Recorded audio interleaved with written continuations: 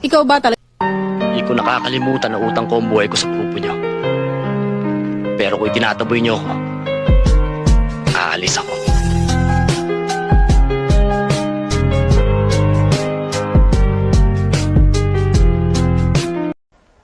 Ang bata, bata pa isipan yan. Samantalang matandang katulad ko, nasa wastong isipan na. Ang bata, pagdating ng sweldo, ubos sa barkada. Anong barkada?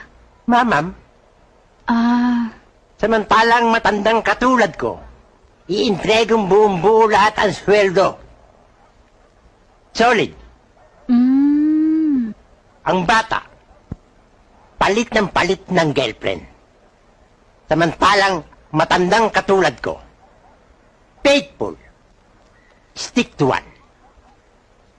Kaya, kung pamimiliin ka, saan ka? Sa bata o sa matandang katulad ko? Siyempre dun sa bata. Si Cecil, siya nagtitid sa inay.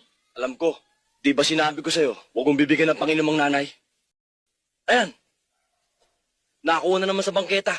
Mapilit eh. Pag hindi mo inabutan, magwawala, magbubunga nga. Kaysa makipagtalo pa ako, di inabutan ko na. Katulad nga niyan eh. Hinayaan mong pakalat-kalat sa kalsada. Kung may nangyari dyan, Wala pa naman nangyayari eh. hihintay mo ba may mangyari?